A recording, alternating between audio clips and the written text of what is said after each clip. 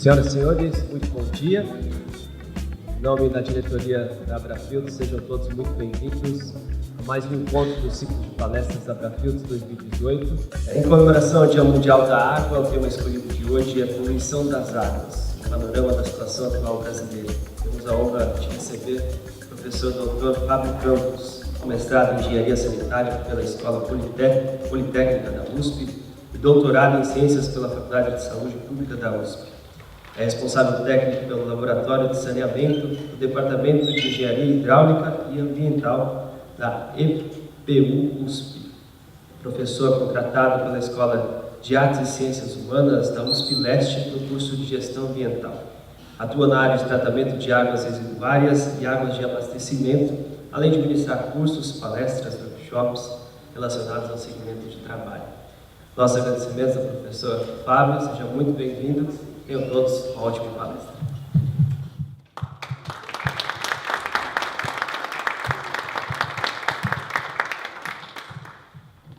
Bom dia a todos. Bom, eu queria agradecer primeiramente imensamente a oportunidade que a Abrafields, por meio do nosso amigo João Moura, nos deu de estarmos aqui. Antes até de começarmos, é importante que a gente deixe muito claro. Num país onde há tanta abundância de água, o Dia Mundial da Água deveria ser um evento, no mínimo, homérico. E aí nos reduzimos a fragmentos, a, com certeza, muitos posts de Facebook e talvez, muito talvez, alguma lembrança lá no ensino fundamental nas escolas. Parando no ensino fundamental, já que os demais segmentos não têm tempo, muitas vezes, para refletir sobre a importância. E até também parabenizar demais a iniciativa da Abrafields, que nos últimos dias, nas últimas semanas, eu tenho visto bastante posts no Facebook sobre notícias do Brasil a respeito do saneamento. É necessário a gente colocar na mesa das pessoas comuns a importância que esse segmento tem para a nossa vida. Costumo dizer que quem nasce, cresce, vive e morre em São Paulo, capital, não faz ideia do que é o Brasil em termos de saneamento. Não faz ideia do que é ir para esses rincões aí afora e entender, de fato, o significado da sarjeta, do esgoto ao céu aberto, em pleno século XXI. Então, espero que hoje não canse vocês com muita historinha, com muito blá blá blá. Precisarem dar uma cochiladinha, eu entendo, se estivesse aí, talvez também teria essa vontade, ainda mais pelo horário, o ar-condicionado e tudo mais, mas vamos lá, né? A ideia é a gente dar uma passeada por esse mundo do saneamento, longe de querer ser uma aula. Se começar a ficar com cara de aula, aquela coisa chata, não precisa perguntar se vai cair na prova, só levanta a mão e fala, pô, né? Eu disponibilizo o PowerPoint para eventuais estudos. Bom, pergunta básica, para a gente entrar no assunto. O que tem mais no nosso planeta, água ou terra? É por isso que o planeta se chama Terra, né? Não. Nosso planeta tem muito mais partes sólidas, rochas, do que água. Visto do espaço, tem aquela aparência bonita, olha, uma bola azul. Por conta da imensidão de água superficial. Mas, na verdade, a quantidade de água comparada com a quantidade de terra é muito pequena. Ainda bem. Não fosse assim, não estaríamos aqui vivos. O planeta não teria estrutura física para nos manter. E essa água, ela já foi bebida pelos nossos contemporâneos dinossauros. Ela já serviu de caldo nutritivo para os nossos amigos que iniciaram a vida aqui, aquelas bactériazinhas. Elas estão no nosso planeta desde quando a temperatura aqui permitiu que ela estivesse. No nosso famoso e manjado e, estou enrolando, tem achado ciclo hidrológico, todo mundo já deve ter visto isso em algum momento da escola. Decorado, entendido, bonitinho, que a água está aqui na fase líquida, aí vem o sol, aí evapora, ela condensa, num dado momento de pressão, temperatura, esse condensado precipita-se na forma de chuva, isso no ciclo infindável. enquanto estivermos dentro de uma estrutura organizada, pelo menos do nosso sistema solar, isso vai se repetir. É claro que, de repente, isso aqui vai começar a comprometer um pouco esse ciclo hidrológico, mas daqui a alguns milhões de anos. Enquanto o Sol está lá bonito e forte, na distância certa, bonitinha, e a Terra na sua rotação bonitinha, o ciclo hidrológico se mantém. De forma que podemos dizer que a água é um recurso renovável. Ela nunca vai acabar. É fato. Fato. Mas aí, como que a gente explica isso para uma criança, um adolescente, ou qualquer pessoa que não tenha informação, acesso a um conhecimento, não a informação, de que, poxa, a água ela nunca vai acabar porque ela está no ciclo natural renovável. Mas eu escuto na TV, no jornal, o Ian Bonner, ele fala para mim que a água vai acabar. Ela fala para eu não escovar os dentes com a torneira aberta porque a água vai acabar. Parece contraditório dizer que um recurso renovável um dia vem a terminar. É que a explicação ela nem sempre é bem dada, ela é apenas passada de uma forma superficial. Porque vejam só, aquele cubinho de água concentrada do primeiro slide, comparando com o restante do planeta, representam 1,4 bilhão de quilômetros cúbicos. Admite-se aí um erro, né? Porque imagina, computar tudo isso daí de uma forma real, realística, é impraticável, mas está bem próximo disso. Toda a nossa água dos oceanos, dos rios, das geleiras, subterrâneo, equivale a mais ou menos 1,4 bilhão de quilômetros cúbicos. Aí vem, parece bastante, né? 4 bilhões de quilômetros cúbicos, porém, de todo esse montante, apenas isso aqui, cerca de 132 mil quilômetros cúbicos, estão disponíveis ao acesso da humanidade, na forma de água superficial. Não estamos aqui envolvendo, digamos, uma poupança da água do subsolo, mais difícil de ser extraída, mais complicada, mais complexa. Estamos falando daquela água acessível. 132 mil quilômetros cúbicos é o volume de água que temos. E aí é onde a gente vê que a coisa começa a apertar. Porque em 1950 éramos 2,5 bilhões de habitantes no mundo. Em 2050, mais de 9 bilhões querendo água. Então, é um recurso natural, renovável, porém finito. Não dá para a gente manter o mesmo volume de água para abastecer um número cada vez mais crescente de pessoas querendo esse produto. Não dá para chegar para São Pedro e falar, escuta, aumenta aí a produção porque a demanda aqui aumentou. Nós temos um volume finito de água para abastecer a todos. E aí é onde entra a crueldade do sistema. Nem todos terão. Assim como nem todos hoje, nem todas as pessoas do mundo podem ter uma geladeira, porque é impraticável, parece cruel, mas é uma crueldade do nosso sistema que, direto ou indiretamente, fomos responsáveis por criá-lo e alimentá-lo. A água também não é para todos. E aí a gente vê que a galera lá de cima, quando estava construindo o planeta, não fizeram curso de gestão ambiental. Não tiveram aulas de hidrologia, de recursos hídricos, porque distribuíram de uma forma muito irregular a água pelo mundo. Nós estamos aqui na América do Sul, contando com 26% do reservatório de água mundial, com 6% da população mundial. Se a gente olha para cá, a gente vê como é discrepante isso. Ou seja, as coisas são boas para nós.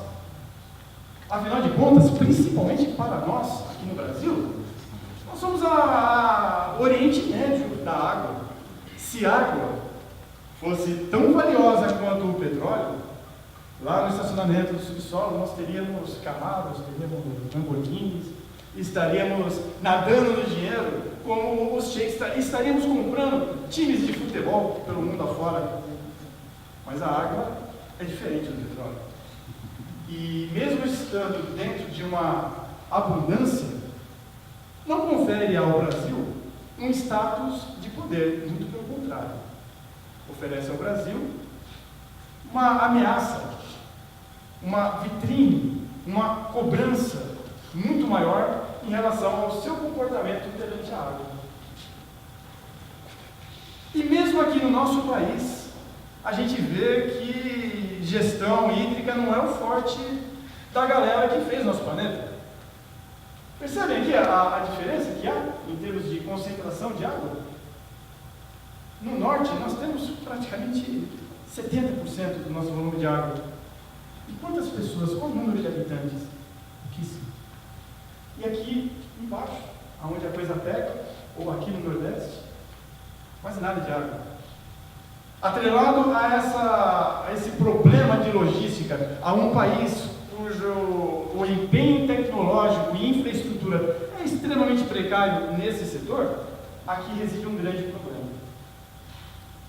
Quer dizer, não adianta nada ter muita água, cerca de 12%, bater no peito, se a gente não sabe muito bem o que fazer com tudo isso.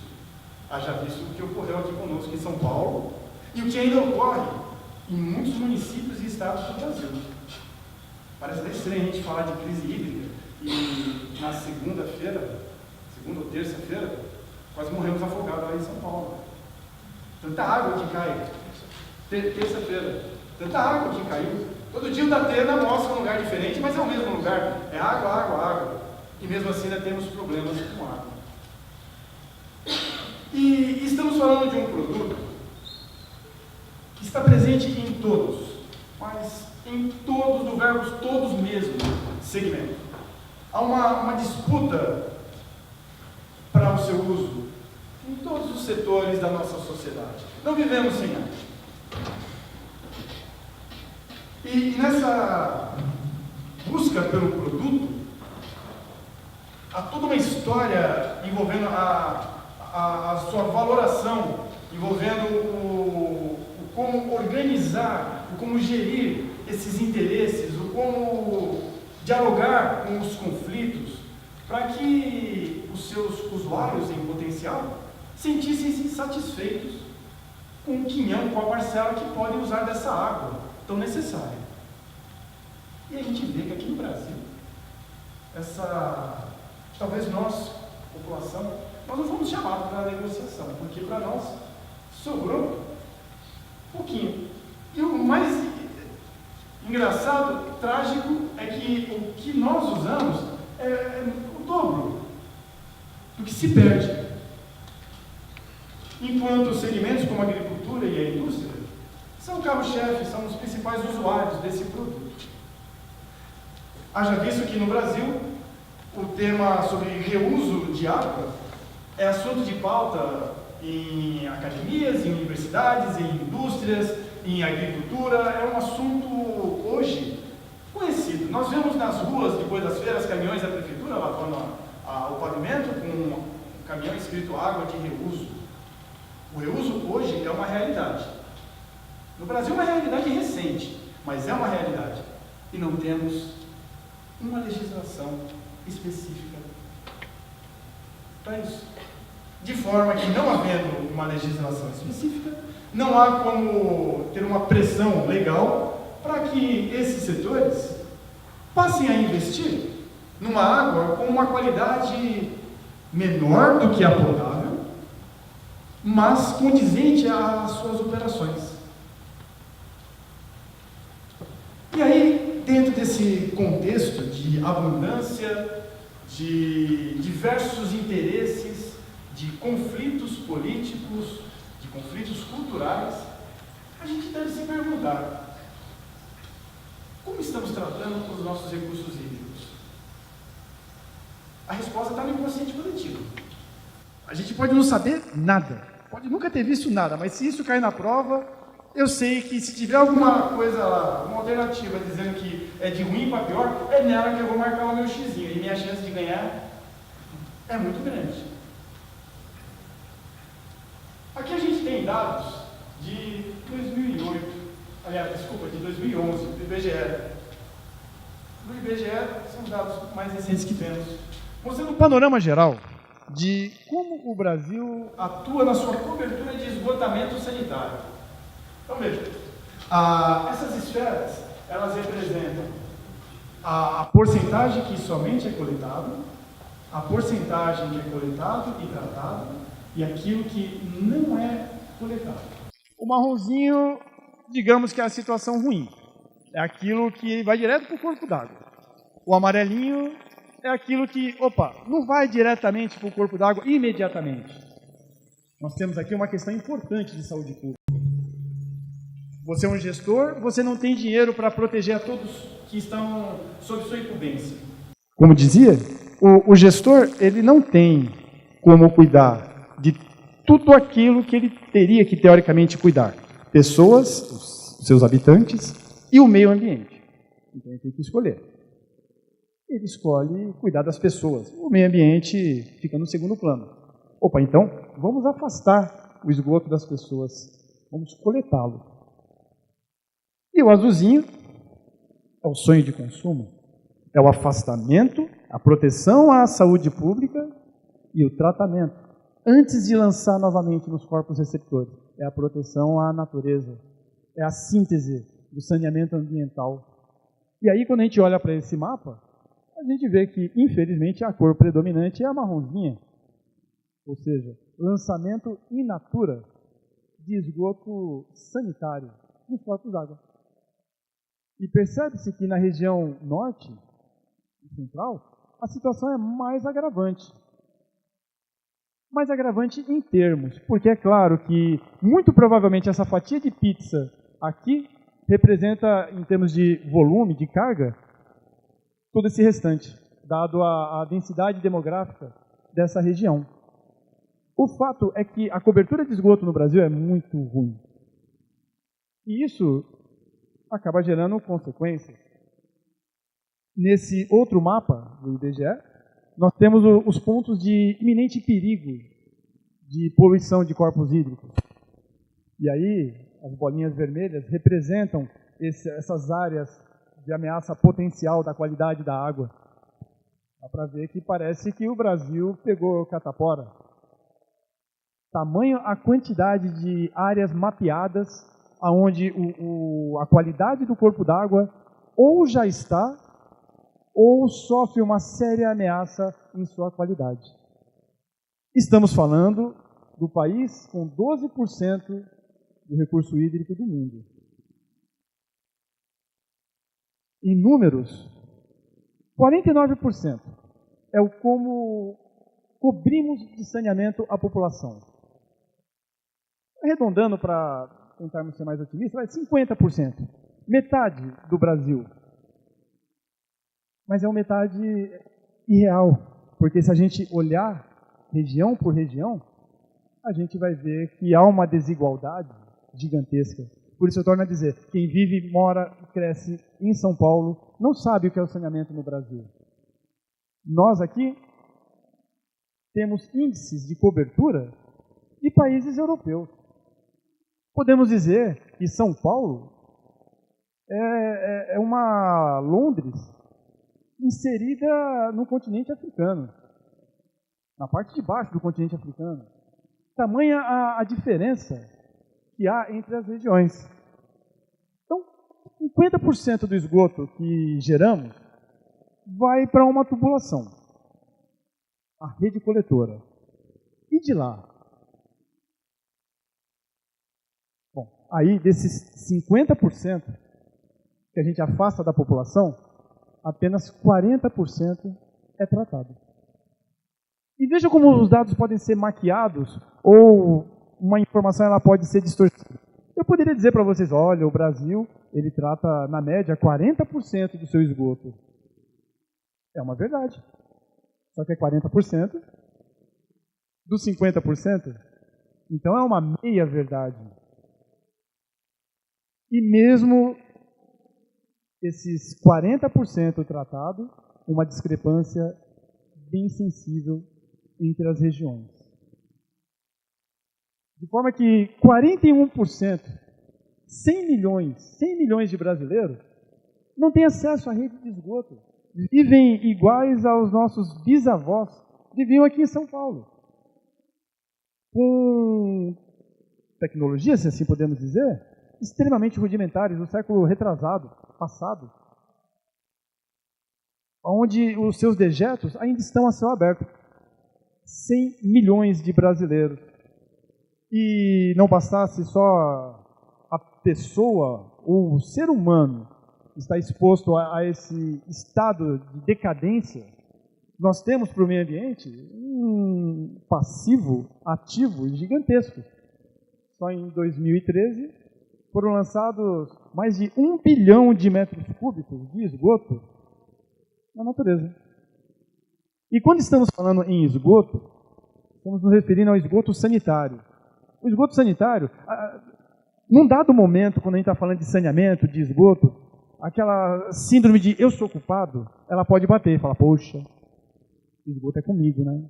Sai da minha casa, eu que tomo banho, dou descarga, lavo minha louça, eu produzo esse estrago todo. Não. O esgoto sanitário, ele engloba o esgoto doméstico, que é aquilo que sai da nossa casa, mas também entra no seu cômputo o efluente industrial, as águas de chuva, que carregam toda a sujeira das ruas, dos pavimentos. Então, nós estamos falando de uma corresponsabilidade na medida em que nós geramos o esgoto e nós geramos quem vai gerir o esgoto. Para deixar bem claro essa diferença que existe no país em relação ao saneamento, vejam só os números de oferta de água e de cobertura de esgoto, dados de 2015. Nós estamos aqui, no topo. Em compensação, Pará, Acre, Roraima, aqui embaixo. E vejam, esses caras aqui, ó, esses aqui, eles estão onde tem 68% de água do Brasil. E olha, falta água. Imagina você não ter acesso à água potável morando numa região riquíssima de água. É como você ser um náufrago, cercado de água do mar, e não poder ter acesso para matar sua sede. Tá certo que ali realmente há impossibilidades maiores do que aqui. Por isso, é extremamente importante que o saneamento jamais saia do cenário da discussão. Ele não pode ficar restrito a promessas eleitorais, ele não pode ficar restrito apenas a interesses políticos, ele não pode ficar restrito à academia nos seus estudos. A população ela precisa ser conscientizada de como ela é importante nesse processo. Através da pressão popular, que é a única ferramenta que temos, esses dados podem ser modificados. Caso contrário, é aquela frase que eu, quando era menorzinho, já ouvia em época de eleição. Construir ponte dá voto. Construir escolas, construir estação de tratamento de esgoto, não atrela voto. Construir uma estação de tratamento de esgoto, então é pior ainda, imagina. Você vai ter que colocar essa estação de tratamento de esgoto em alguma área que com certeza já tem gente morando. Quer dizer, ainda é capaz de sofrer uma pressão popular para que isso não aconteça. E o passo seguinte, coloquei a estação de tratamento de esgoto. Como que eu convenço a população a ligar-se na rede? Vamos aí por esse interiorzão do Brasil. Um exemplo bem recente de que vi agora no começo do ano em Teresina. A população ela passou a ter a rede de esgoto mais ampliada. Mas há uma resistência. Eles não querem se ligar à rede. Por que eles não querem se ligar a sua residência na rede? Eles vão ter que pagar. E eles estão acostumados a não pagar, estão acostumados com o esgoto a céu aberto.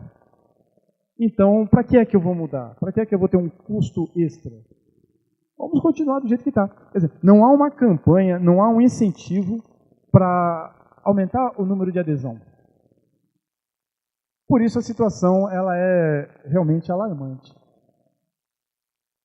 E evolução, né? Será que é possível enxergar alguma evolução no saneamento aqui no Brasil? Depende do nosso grau de exigência. Olha só, em 2007, água e esgoto. Nós tínhamos 80% no Brasil de água, 42%. 83,3% de água, 50,3% de oferta de coleta, de cobertura de esgoto. Poxa, aumentou 8%, aumentou 3%. Se a gente pensar em termos de dimensão numérica real, é bastante. Estamos caminhando, a passos bem curtinhos, mas ao menos estamos caminhando.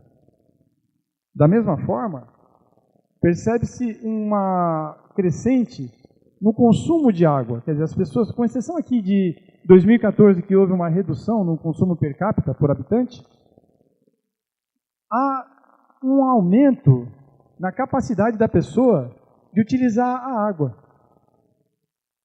Da mesma forma, percebe-se uma queda muito acentuada no índice de perdas, de 41% em 2008 para 36% em 2015. 36% de perda de água. É muito, mas já foi maior. Isso nos coloca, em relação, inclusive, à perda de água, num ranking aonde estamos aqui. Aonde países como o Vietnã, como o México, estão na nossa frente, com uma perda menor. Por que perdemos tanta água?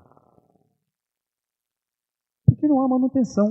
Nossa rede é velha, existe uma infraestrutura precária e não existe um plano, uma meta para se renovar, para se reestruturar. O problema da perda d'água é muito parecido com o que a prefeitura está enfrentando agora em termos de aterramento dos cabos aéreos. Deixou acontecer. Se fosse feito desde o começo bonitinho, é mais fácil. É igual você comprar um carro zero, não fazer revisão, não fazer revisão, não fazer revisão, não fazer revisão. Você economizou durante 5 anos não trocando nada. Uma hora você vai ter que trocar. E aí o custo será muito mais alto. É o que pagamos hoje. O Brasil, ele acordou muito tarde para essa necessidade. Enquanto outras nações iniciaram os seus afazeres pensando no futuro, o Brasil não. O Brasil ficou deitado, adormecido em berço esplêndido. E é claro que tratar o esgoto, tratar a oferta de água potável dentro de um cenário como o nosso, traz consequências. E consequências sérias. A começar pela degradação dos corpos d'água. Na sexta-feira passada, o Globo Repórter mostrou uma matéria sobre a Coreia. Poxa, no meio da cidade, um rio, onde as pessoas podem entrar.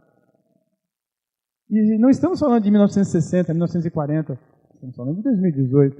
Bem parecido com o nosso rio Tietê. O corpo d'água, ele abriga uma vida inserida no contexto ambiental. A natureza ela é interligada. Nada está solta nessa teia. Quando lançamos esgoto in natura no corpo d'água, estamos introduzindo, entre outras coisas, matéria orgânica. Matéria orgânica é o nosso filé mignon de cada dia, é o nosso pãozinho, é o nosso café da manhã, é aquilo que nos dá energia. E não só a nós. Dá energia também para uma série de outros seres vivos. A maioria dos seres vivos no planeta precisam, a maioria, com exceção daquilo que não é vivo, precisa de matéria orgânica para obter energia. E aqui no corpo d'água, nós temos uma classe especial de seres vivos que estavam aqui antes de nós e, se bobear, estarão depois de nós, que são as bactérias. Imagina você uma bactéria nadando no riozinho, e de repente você olha para o lado e vê uma enxurrada de comida, muita comida. E você, como bactéria, não tem a preocupação de manter uma forma fitness. Não há um padrão de beleza, muito pelo contrário. Você tem que comer, comer, comer, para engordar, engordar, engordar. E também não há um controle populacional. Os governantes bacterianos, eles não estão preocupados, muito pelo contrário. Eles querem dominar o mundo. Então você, bactéria, passa a comer, comer, comer, comer e fazer o que Deus mandou. Reproduzir-se. Aumentar o seu número. Só que você é uma bactéria que, assim como nós, aqui, eu, precisa respirar. Precisa de oxigênio. Para ele reagir com a matéria orgânica e liberar energia, igual acontece no motor de um carro. E aí você começa a respirar. Só que antes você era 1, 2, 3 bactérias. Agora vocês são milhões, bilhões de bactérias. A quantidade de oxigênio não vai dar mais para tudo isso, não. Começa a diminuir a quantidade de oxigênio. As plantinhas que estão lá dentro desse ambiente aquático vão começar a sentir falta. Os peixes, os demais seres vivos, vão perceber que os níveis de oxigênio estão caindo. E como esses seres vivos são mais complexos, eles vão sentir muito mais rápido o impacto e vão começar a morrer. Haverá um predomínio da vida bacteriana. As bactérias dominaram o rio, dominaram o lago. Só elas estão lá porque não falta comida. Mas aí, eis que realmente devemos descender das bactérias, porque elas prezam pela estratégia. E continuam se multiplicando, se multiplicando, se multiplicando, aumentando a sua população, até chegar a um ponto que a população bacteriana é tão imensa dentro desse corpo d'água que nem para elas tem mais oxigênio. Os níveis de OD, de oxigênio dissolvido, caíram a 0. E aí elas vão perecer. O ambiente vai ficar sem vida? Não. Aí, nesse momento em que os níveis de oxigênio zeraram ou estão muito próximos de 0, onde toda a vida aeróbia desaparece, eis que surgem os novos e permanentes moradores. Bactérias anaeróbias, aquelas que estavam lá no fundo, no sedimento, e que não precisam de oxigênio. Elas vão colocar a carinha assim para fora do lodo, lá do fundo, vão respirar, não tem mais oxigênio, está para nós. Continua tendo comida e não tendo oxigênio. O resultado é esse aspecto escurecido da água, porque essas bactérias liberam substâncias sulfurosas, uma cor escura. O resultado são aquelas bolhas que a gente vê saindo da água, que até pensa, poxa, será que tem algum bicho aí respirando aí dentro? Não. São gases, como metano, como nitrogênio, sendo exalados por essas bactérias anaeróbias. Ou seja, esse corpo d'água, ele morreu. E vai continuar morto enquanto houver introdução de matéria orgânica. Porque enquanto houver introdução de matéria orgânica por meio de lançamento de esgoto, essas bactérias anaeróbias terão comida e manterão a sua população ativa. Mas nem só as bactérias são as beneficiadas nesse processo de poluição dos corpos hídricos. Plantinhas também, algas, macrófitas. A planta, todo mundo também já deve ter visto isso na escola, faz fotossíntese. Não adianta eu chegar em casa, sobrou comida no prato e jogar lá na minha samambaia. A planta não quer arroz, não quer feijão, não quer matéria orgânica. Mas planta precisa de nutrientes. Precisamos adubar uma planta.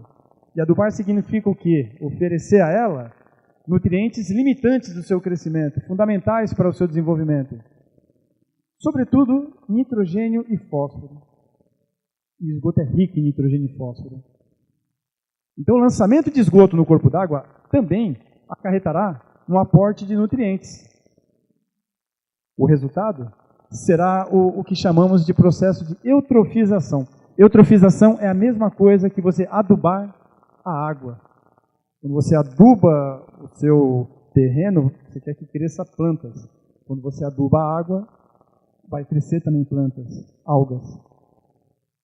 Esse crescimento excessivo de alga fará com que a taxa de mortalidade também naturalmente aumente. Essas algas morrendo aos montes por conta do aumento da sua população, libera toxinas que vão acabar inviabilizando a vida aquática, vão dificultar que a luz solar chegue em estratos mais profundos, vão dificultar a transferência de oxigênio da atmosfera para dentro do líquido, ou seja, a vida aquática também vai perecer. Não agora por responsabilidade de bactérias, e sim por responsabilidade de algas.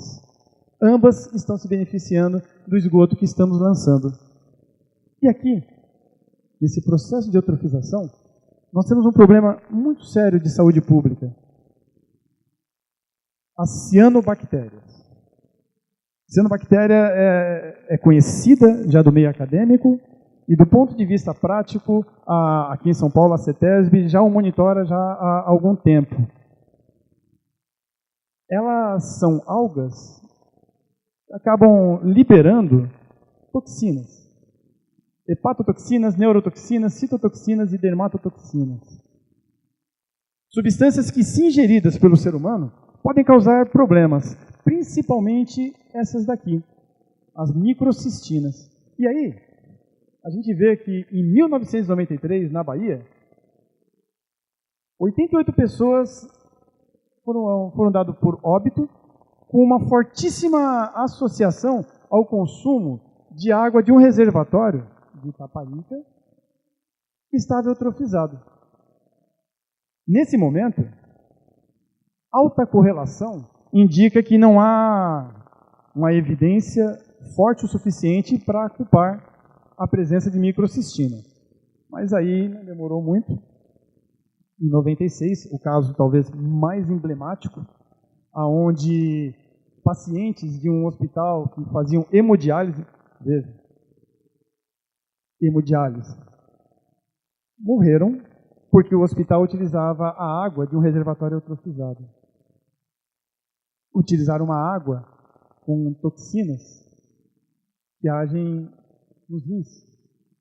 Então, essas pessoas, cerca de 70 pessoas, morreram. A partir daí, as evidências foram fortalecidas e o Ministério da Saúde fixou na portaria 2914 como valor máximo de microcistina 1 micrograma por litro, ou seja, a microcistina passou a ser uma substância pesquisada nos reservatórios para efeito de qualidade desse corpo d'água.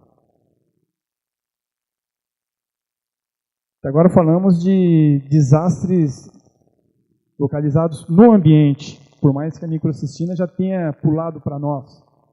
Mas aqui, talvez aquilo mais associado, sempre que a gente fala em saneamento e em esgoto, nos vem à cabeça as doenças de veiculação hídrica, as doenças diarreicas, as verminoses, a poliomielite e tantas outras doenças típicas de países subdesenvolvidos ou em desenvolvimento. Você não vai ver nos Estados Unidos, ou na maioria dos países europeus, no exame admissional, o médico te entregando um potinho e falando para você colocar suas fezes lá para ver se você tem alguma verminose. Ora, nesses lugares o saneamento funciona. Só há verminoses, só há doenças de veiculação hídrica quando falta o saneamento.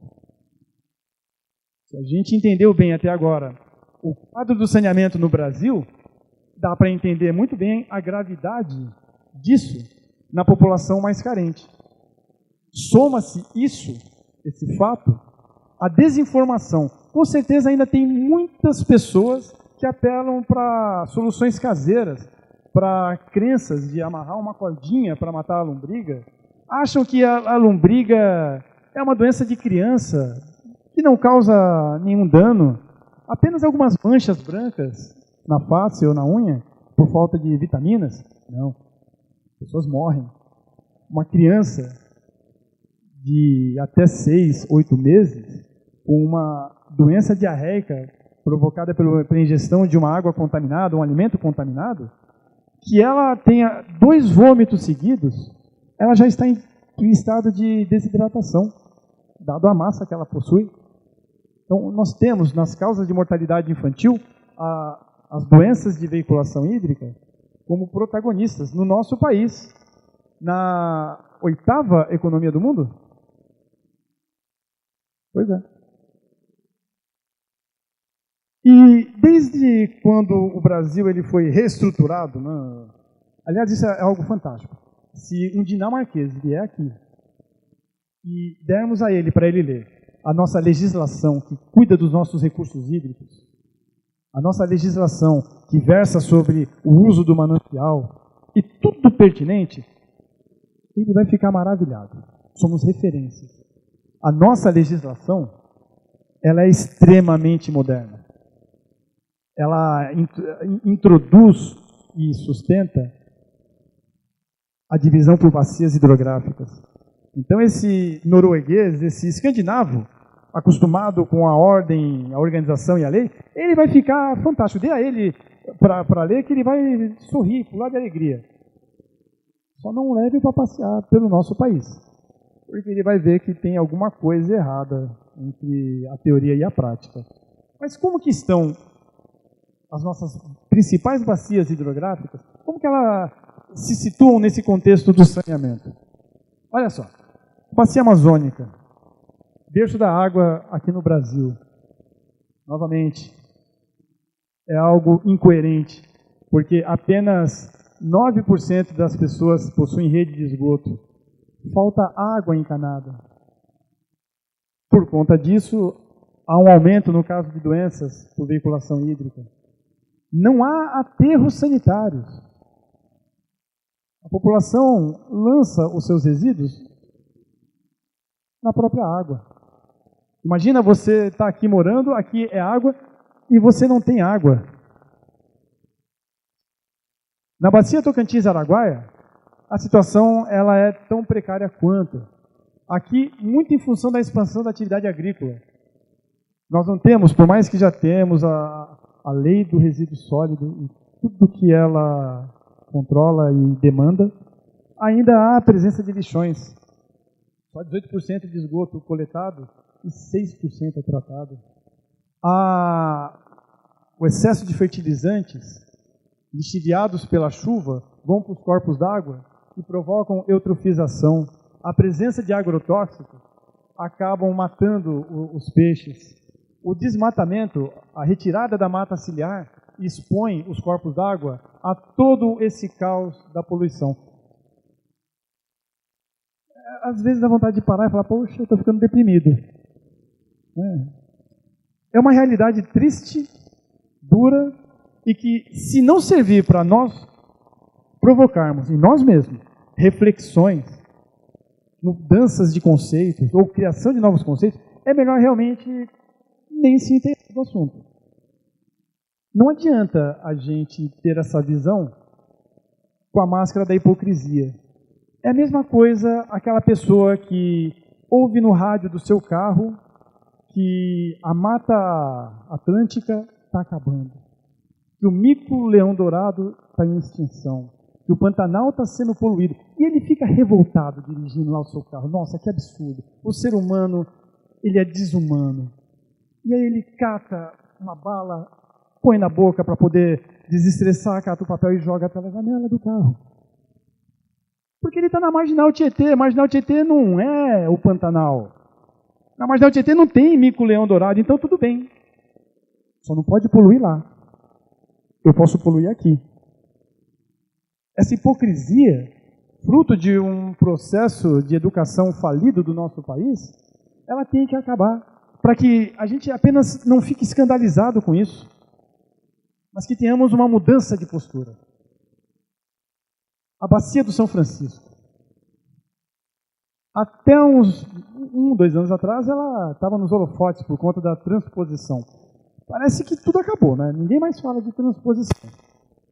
Tudo se resolveu, todo mundo está feliz, não há mais nenhum insatisfeito, as obras estão aí tocando, ninguém mais toca no assunto. Lá também nós temos atividades agrícolas e de mineração. E um dado preocupante do TCU. Por conta da transposição, o Rio São Francisco vai receber de 57% dos municípios da sua área de influência do projeto, esgoto. Esgoto in natura. Ou seja, a qualidade do rio, que já era precária por conta das condições in natura, do ambiente onde ele é inserido, com certeza vai piorar por conta dessa transposição. A bacia do Nordeste.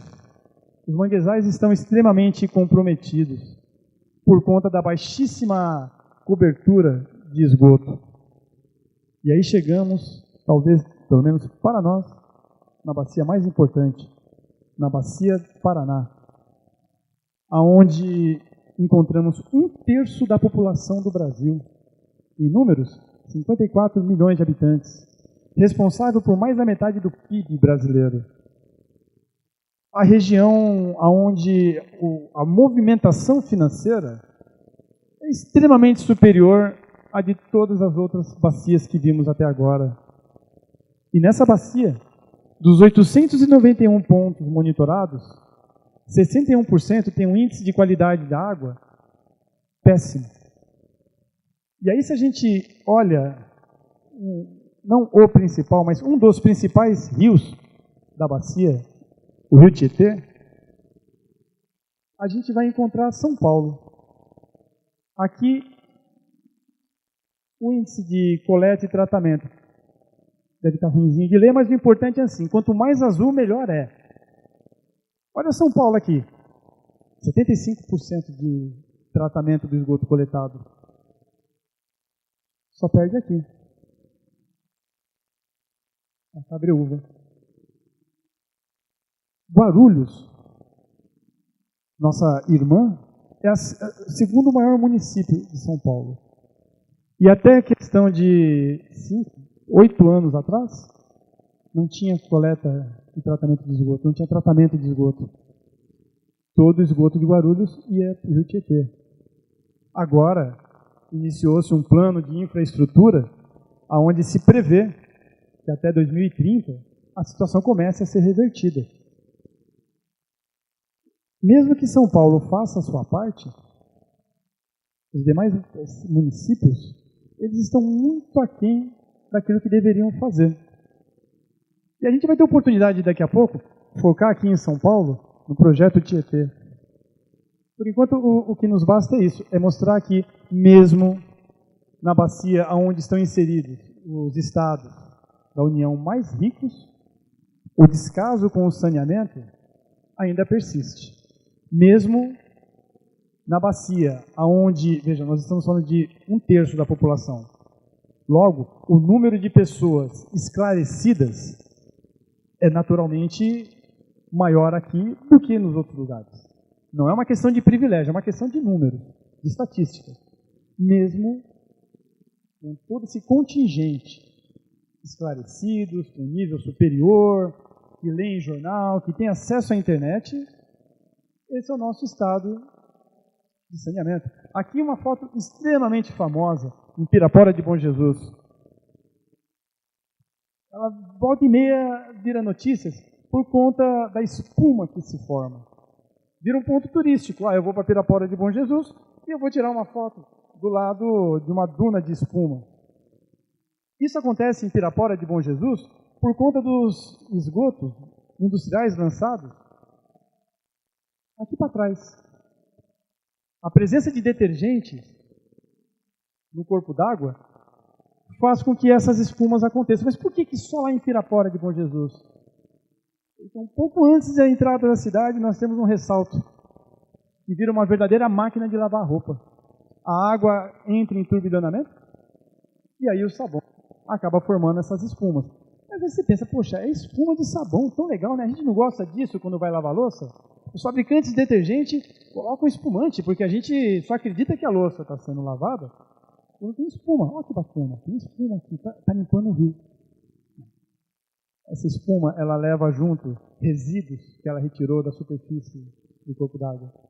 O vento leva essa espuma e causa sérios problemas respiratórios na população. Sem contar o cheiro. Sentir o cheiro de detergente envelhecido é horrível. Então, isso é um problema seríssimo, que não é uma exclusividade do Tietê. Todos os outros rios principais estão nessa mesma condição. E, focando aqui em São Paulo, não longe, mas absurdamente longe de fazer qualquer apologia ou propaganda à nossa companhia de saneamento básico, mas comparado o que São Paulo faz com o restante do país, é digno de menção. Hoje São Paulo conta com 5 grandes estações de tratamento de esgoto. A estação de tratamento de Barueri, ela hoje está tratando quase 11 metros cúbicos de esgoto por segundo. 11 mil litros de esgoto por segundo. As demais estações, Parque Novo Mundo, São Miguel, Suzano, ABC, tratam em média 3 mil litros por segundo. Ou seja, é um volume de esgoto considerável que essas estações recebem, que garantem índices para São Paulo representativos, que nos coloca em patamares de muita proximidade com os melhores países em relação ao quesito saneamento. A mesma coisa em relação à água. O problema é que há uma crescente chegada de pessoas e a quantidade de água é a mesma. Isso atrelado, é claro, a uma falta de investimento e de visão de futuro. É mais ou menos assim, você descobriu que o seu pneu furou e você não pode parar o carro. Você tem que trocar o seu pneu com o carro em movimento. Ninguém sabia que os reservatórios iam baixar. Ninguém sabia que eu tinha um reservatório logo ali e que eu tenho condição de buscar a água dele para abastecer esses reservatórios que estão agora com escassez. Mas vai dar um pouquinho de trabalho, né? Vou ter que colocar umas tubulaçõezinhas. Vamos começar a fazer antes? Não. Dá tempo para esperar. E não deu.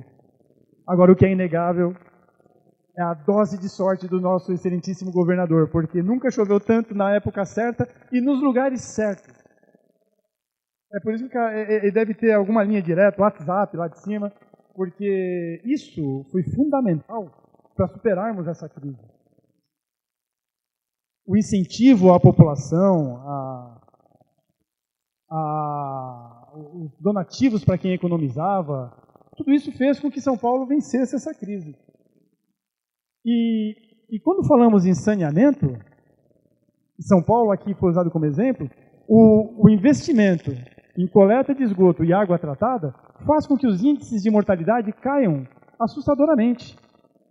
Aqui no Brasil, a gente percebe nessas últimas décadas uma diminuição no índice de mortalidade infantil, mesmo com pouco investimento, o que reflete no aumento da longevidade do brasileiro. Cerca de 6% das doenças do mundo são causadas pelo consumo de água não tratada. A ONU estima que se você investir $1 em saneamento, você economiza mais de $4 em saúde. Enfim, nós não estamos tratando bem dos nossos recursos hídricos. Mas de quem que é a culpa? Tem culpados? Falta de investimento. Esse daqui é o Brasil, isso aqui é o PIB. Isso aqui é a população com coleta de esgoto. Olha o PIB dessa galera aqui. Tudo menor que o Brasil. E Bolívia, Uruguai, Argentina, Peru, Equador, Colômbia, México, países da América Latina, todos esses co-irmãos estão acima dos índices encontrados no Brasil. Aqui não vai dar para ver, né? O Ministério da Cidade investiu, de 2007 a 2015, na média, 8,6 bilhões de reais em saneamento. Isso é muito ou é pouco? Se a gente vê que a Austrália, com 23 milhões, investiu 6 bilhões, um país com 270 milhões de habitantes, tem que investir mais. E aí, para a gente ficar um pouquinho mais nervoso, a gente vê que os nossos governos anteriores gastaram mais em publicidade nos seus mandatos do que investir em saneamento básico. Porque mais vale falar bem de mim do que fazer alguma coisa para as pessoas entenderem que eu sou bom. 2 caminhos o mundo está mostrando para tentar resolver. O Chile deu o exemplo da privatização, onde conseguiu índices altíssimos de saneamento. Entretanto, alguns outros países, principalmente a Alemanha, como a maior representação, optou por reestatizar, por municipalizar novamente o serviço de saneamento. Quer dizer, não faltam experiências no mundo. Se a gente olhar para as necessidades nossas, o Instituto Trata Brasil, ele estima que precisamos de 303 bilhões investidos em 20 anos para resolver.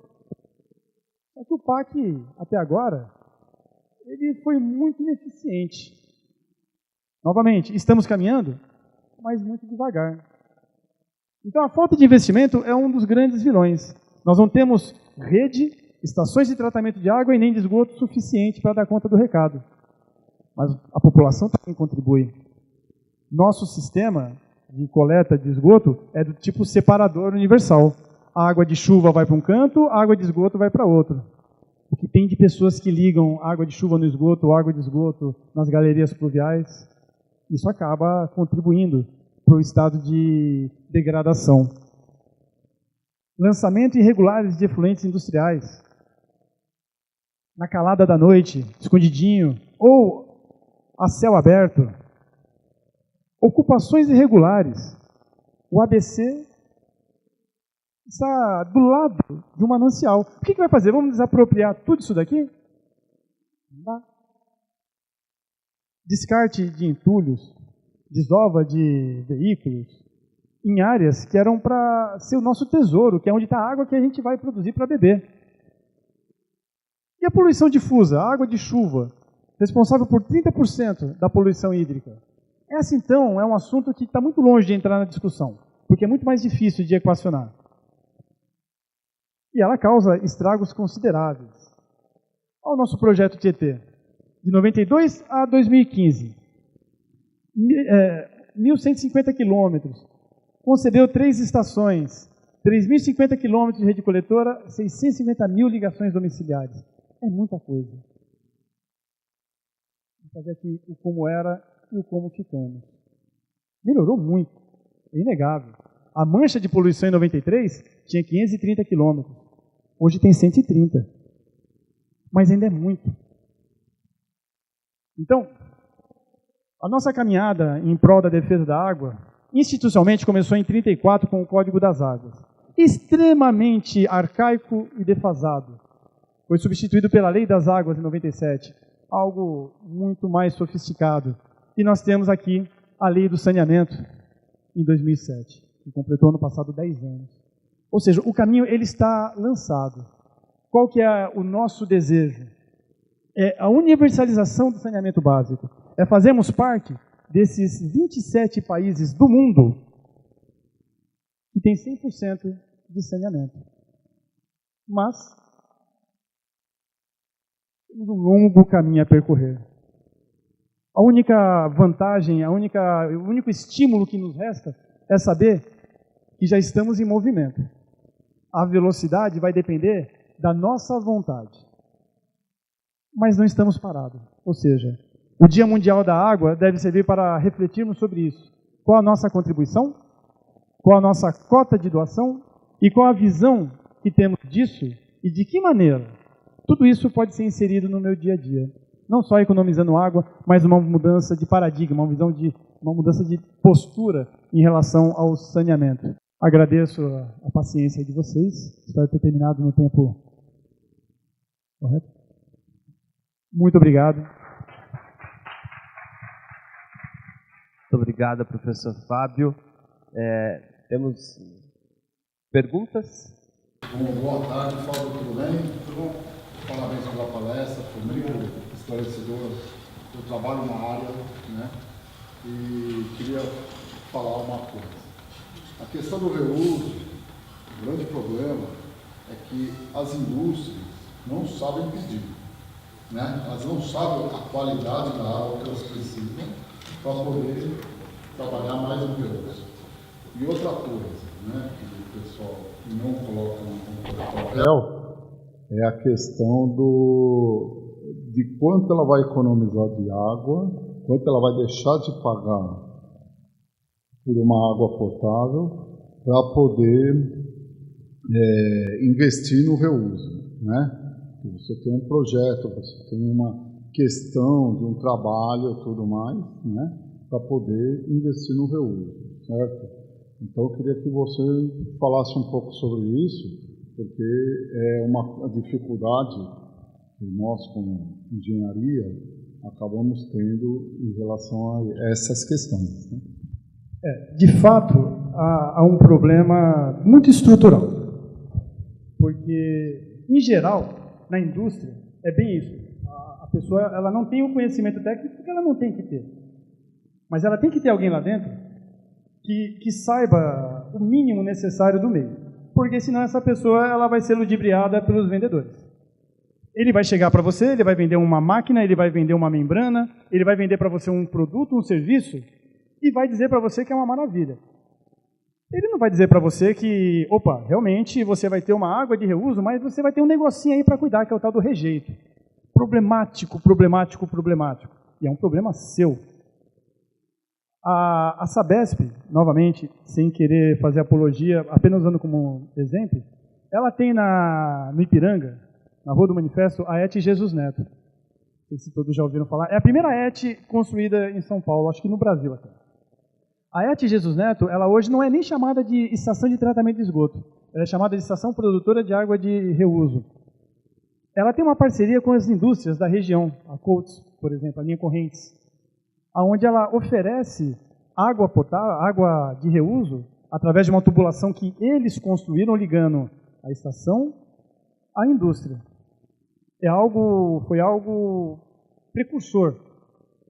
Precursor que hoje dá espaço, e até ofuscado, pelo que nós temos aqui em Capoava, no polo produtor de água de reuso, onde as indústrias de siderurgia elas se uniram e investiram no aquapolo, construindo uma unidade que pega a água da estação de tratamento de esgoto, o efluente tratado na ET-ABC, aplica-se um pós-tratamento e encaminha-se essa água para as indústrias, através de uma rede toda construída. Ou seja, o que é necessário para que a indústria ela se assenhore da água de reuso? É necessário, primeira coisa, não dá para fazer algo mais ou menos. Não dá para pegar, por exemplo, o técnico de segurança do trabalho responsável pela área ambiental e transformar ele no cara que vai discutir com o vendedor que vai oferecer o produto. Ele tem que ser um especialista, e isso é caro. Então não tem jeito. Porque não adianta a gente comprar pelo rótulo. É necessário saber o que a gente está adquirindo. Tantas indústrias compram estações compactas e aí depois descobre que não sabe como operar. Hoje, ainda o Brasil, ele produz membranas. Ele tem autonomia. Houve uma época em que era pior. Hoje não existe tanto a venda casada. Você comprou o equipamento, a máquina, você é obrigado a comprar aquela membrana daquele fornecedor para o resto da sua vida. Hoje há a possibilidade de se substituir. Mas é necessário que a indústria ela saiba negociar. A indústria ela tem que chegar, por exemplo, para a Sabesp e falar, olha, eu quero uma água com essa qualidade. Inclusive, esse foi um dos problemas no Aquapolo, porque a indústria precisava de uma água com uma condutividade tal. E a estação de tratamento de esgoto do ABC, ela recebe lixiviado de aterro sanitário, recebe chorume, como todas as estações da Sabesp, já que o Brasil ele opta por tratar chorume dessa forma, diluindo no esgoto. A consequência disso é que a condutividade aumenta naturalmente. Então, foi muito difícil na negociação conseguir se chegar num valor desse parâmetro, condutividade, que fosse possível de ser atingido no tratamento e que atendesse à demanda da indústria. Mas isso mostra que o conhecimento, a pessoa saber do mínimo do que ela precisa, é fundamental. Senão, é mais fácil usar a água da Sabesp, porque vai sair mais barato mesmo. É necessário ter um investimento de pessoas e de mudança de perspectiva e de paradigma. Não é a água de reuso pela água de reuso. Não existe mágica. Existe tecnologia e saber usar a tecnologia. E mais uma informação, né, que você falou do projeto de despoluição do Tietê, né, que é 92, mas antes tinha um projeto Ceregrano, né, que começa lá atrás e onde foi captado recursos do BIRD, do BISE, né, e acabaram não sendo investidos como deveriam ser investidos na coleta e tratamento de esgoto, né. Então esse projeto ele está atrasado em relação a esse índice que você apontou aí, né, que é Isso é importante, acho que o pessoal ficar sintonizado aí nessa questão. Tem uma revista super interessante, de 93, que traz uma matéria sobre isso, e uma entrevista com o então governador, acho que era o Fleury. Ele dizia que, ao término do projeto, ele ia nadar no Rio Tietê. Ainda bem que ele já foi, porque senão ele ia ter problemas de, pelo menos, dermatite, né? Alguma coisinha dá ruim para ele. Meu nome é Reinaldo, sou enfermeiro, e hoje eu vi uma reportagem no Diário do Grande ABC falando sobre 2 rios aqui da região se encontram prejudicados. Então, falando hoje a respeito da água, aqui na região sabemos que água é importantíssima, e 2 rios, vamos contar aí 40% da produção de água aqui se encontra prejudicada. Isso é um mau sinal para nós, sim ou não? Sem dúvida. Haja visto que isso é apenas uma situação inicial. Não se tem uma perspectiva de patamar. Muito pelo contrário. Tem-se uma perspectiva muito negativa de um aumento, não só na piora da qualidade desses corpos d'água, como na abrangência de outros corpos d'água. A natureza, ela dá seus jeitos. Existe, por exemplo, o processo de autodepuração natural. Pega o rio Tietê, totalmente poluído. Em Barra Bonita você pode nadar nele, é o mesmo rio Tietê. Mas por quê? Porque São Paulo trata melhor o esgoto para lá? Não. É porque a densidade demográfica diminui, o aporte de matéria orgânica e nutrientes diminui, e a própria natureza do rio dá conta de se restabelecer. Isso mostra a clareza do que tem que ser feito. É parar de lançar esgoto. Não tem outra. Não adianta colocar dragas no rio para tirar sedimento, para aumentar a calha. Não adianta colocar retentores para não deixar aquele monte de garrafa PET, aquele material flutuante. Não adianta cimentar os taludes do rio. Não adianta nada disso. É parar de jogar esgoto. Porque depois de tudo isso que foi investido, os níveis de OD, por exemplo, no rio Tietê, de oxigênio dissolvido, continuam próximo de 0. E o rio hoje, quem passa na marginal, tanto o Tietê como o Pinheiro, o rio Tietê como o rio Pinheiro, ele está mais bonitinho. Tem um monte de plantinhas. Você olha para o rio, a superfície dele sem pneu boiando, sem sofá, sem a sogra lá nadando. Você fala, poxa, tá bacana. Mas em termos de qualidade, meu amigo, tá horrível. E aí a gente vê que rios que antes não eram atingidos, passam a ser atingidos, porque a população ela cresce. E começa a ir para lugares nunca antes habitados pelo ser humano. O resultado disso não é só doenças emergentes, é também poluição e destruição desses novos ambientes.